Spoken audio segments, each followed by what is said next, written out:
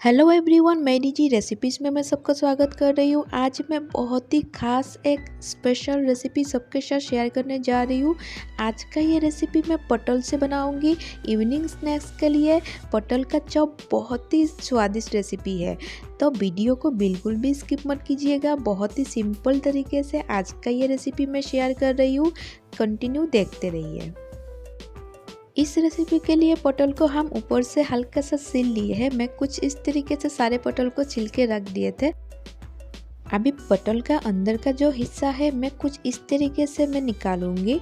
Actually इसके अंदर हम पूर डालेंगे। आज का ये पूर मैं बहुत ही सिंपल तरीके से मैं बनाऊंगी बेसन से।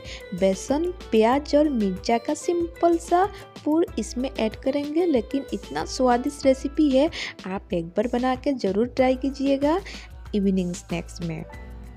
आज का ये स्वादिष्ट रेसिपी पहली बार ही परफेक्ट बनाने के लिए वीडियो को बिल्कुल भी स्किप मत कीजिए, कंटिन्यू देखते रहिए। मैंने कुछ इस तरीके से सारे पटल को रेडी कर लिए हैं पकोड़े यानी कि चॉप बनाने के लिए। पटल का चॉप बोल सकते हैं आज की ये रेसिपी को। आज का ये टेस्टी वाला पटल के चॉप के साथ मैं पुदीना की चटनी बनाई हूँ। पुदीना के चटनी की रेसिपी मैं फिर और एक दिन अपलोड कर दूँगी। इस चॉप के साथ पुदीना का चटनी का कॉम्बिनेशन बहुत बढ़िया लगता है। इतना स्वादिष्ट और टेस्टी रेसिपी आप लोग एक बार ज़रूर ट्राई कीजिएगा, चाय के साथ या फिर पुदीने की चटनी के साथ। पटल के अंदर मसाले को डालने के लिए मसाले को फ्राई कर रहे हैं। इसके लिए प्याज और मिर्चा को अच्छे से फ्राई कर लेंगे धीमी आंच में, और इसमें नमक ऐड कर देंगे। नमक थोड़ा सा ऐड कर देंगे। उसके बाद हल्दी पाउडर थोड़ा सा ऐड कर देते हैं। हल्दी पाउडर ऐड करने के बाद इसमें जीरा पाउडर थोड़ा सा ऐड कर देंगे और कंटिन्यू चलाते हुए सूखा मसाले को फ्राई कर लेंगे।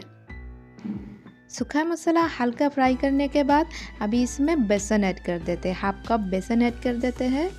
गैस का फ्लेम मीडियम ही रखी हूँ और कंटिन्यू चलाते हुए मैं मिक्स करते जाऊँगी। बेसन का पूर बनाने के लिए बेसन को अच्छे से कंटिन्यू चलाते हुए मसाले के साथ मिक्स करते जाना है, जल ना जाए मसाले, इसी चीज़ का भी ध्यान रखना है। मैंने रेडी कर लिए है पूर, और बेसन का पूर बनाना बहुत ही इजी है। जस्ट 5 मिनट में पूर बन के रेडी हो जाता है। तो आज का ये रेसिपी आप लोग एक बार घर में ज़रूर ट्राई कीजिएगा, और कैसे बना है कमेंट बॉक्स में कमेंट करके ज़रूर बताइएगा। और मेरे रेसिपी पसंद आए तो वीडियो को लाइक शेयर ज़रूर कीजिएगा, और मेरे चैनल पे नया है तो प्लीज़ सब्सक्राइब भी कर दीजिएगा। इसी तरीके का नया रेसिपी का अपडेट पाने के लिए बेल आइकन को ज़रूर दबाइएगा। बेसन का जो पूर बना के रखे थे हम पटल के अंदर कुछ इस तरीके से सेट कर देंगे। हल्का से दबाते हुए हम सारे पटल के अंदर में पूर सेट कर देंगे।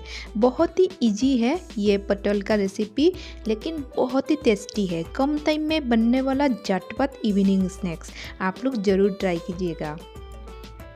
पटल के अंदर सारे पूर सेट करने के बाद हम नेक्स्ट प्रोसेस में जाएंगे। नेक्स्ट प्रोसेस में हम इस पकोड़े को यानी कि चॉप को फ्राई करने के लिए एक बैटर बनाएंगे। पटल के चॉप को फ्राई करने के लिए बैटर रेडी कर लेते हैं। उसके लिए हाफ कप बेसन ले लेंगे और एक अंडा ले लेंगे, और इसमें थोड़ा सा नमक ऐड कर देंगे। नमक ऐड करने के बाद इसमें थोड़ा सा पानी ऐड कर देंगे, और पानी ऐड करने के बाद कंटिन्यू चलाते हुए बैटर को रेडी करेंगे। बैटर को रेडी करने के बाद इसमें पटल एक एक करके ऐड करते जाएंगे, यानी कि मसाले डाले हुए पटल इसमें ऐड करते जाएंगे। मसाले डाले हुए पटल इसमें ऐड कर देंगे सारे, एक एक करके मैं ऐड कर रही हूँ। इसी तरीके से सारे ऐड कर देंगे और उसके बाद तेल में फ्राई करेंगे।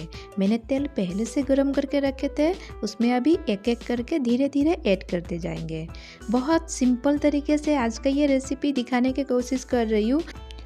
उम्मीद करती हूँ आज का ये टेस्टी क्रिस्पी वाला रेसिपी सबको ही पसंद आएगा, और बहुत जल्द मिलेंगे और एक नया रेसिपी के साथ। तब तक के लिए bye and thank you for watching my DG recipe channel. आज का ये टेस्टी वाला क्रिस्पी पकोड़े यानी कि चॉप रेसिपी कब बनाओगे वो भी कमेंट बॉक्स में कमेंट करके ज़रूर बताइएगा, और कैसे बना है वो भी बता दीजिएगा। मैं फिर से बोल रही हूँ, मेरे चैनल पे नए हैं तो प्लीज़ लाइक शेयर सब्सक्राइब कर दीजिएगा।